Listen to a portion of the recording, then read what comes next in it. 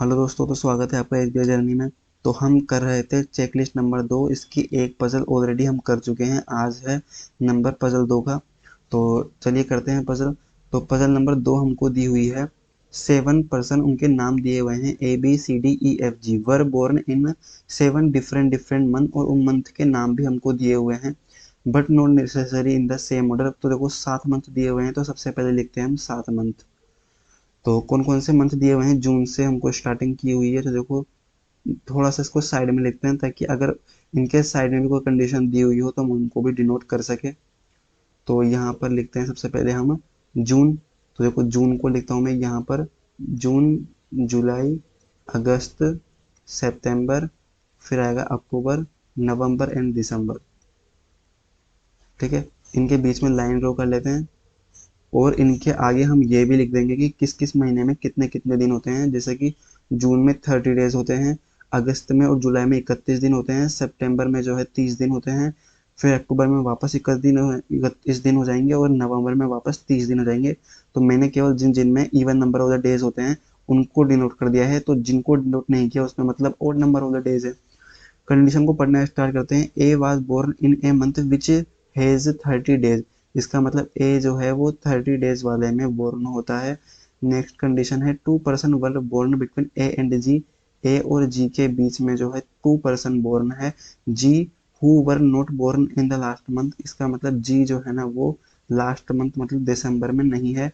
C was born after the October. इसका मतलब सी जो है वो नवंबर या दिसंबर में से एक दिन है। 3 person between the E and C. E और सी के बीच में 3 पर्सन है, तो यहाँ पर 3 पर्सन छोड़ करके बना देंगे C. E who was not born in August. इसका मतलब ई जो है वो अगस्त में नहीं है, तो क्रॉस कर देंगे। F was not immediately before A. A के जस्ट पहले एफ नहीं है, तो ए के जस्ट पहले एफ लिख करके क्रॉस कर देंगे। F who was born before B. B के पहले एफ है, बट एफ जो है वो डी के बाद बोर्न होता है। अब देखो नेक्स्ट, अब देखो कौन सी कंडीशन से हम इस पजल को स्टार्ट कर सकते हैं। हमको एक कंडीशन दी हुई है कि सी जो है ना वो नवंबर या दिसंबर में से एक दिन पैदा होता है। तो सी के लिए हम कोई सी भी कंडीशन को एक मान लेते हैं। तो मैं मान लेता हूँ कि सी जो है ना वो नवंबर में होता है। तब सी से 3 छोड़ करके ई है, तो 3 छोड़ करके ई हो जाएगा यहाँ पर। अब मान लो मैं अगर सी को दिसंबर में मानता, तो देखो इससे 1 2 3 छोड़ करके ई को आना पड़ता है यहाँ, जबकि वो मना किया हुआ है। इसका मतलब सी के लिए केवल सिंगल पॉसिबिलिटी है। सी जो है ना उसको हमको नवंबर में ही रखना पड़ेगा। तो ये वाली कंडीशन हमारी पूरी हो चुकी है। अब हमको बोला गया था कि ए जो है वो 30 डेज वाले में आता है। तो ए के लिए ये वाली पॉसिबिलिटी तो खत्म हो ही चुकी है।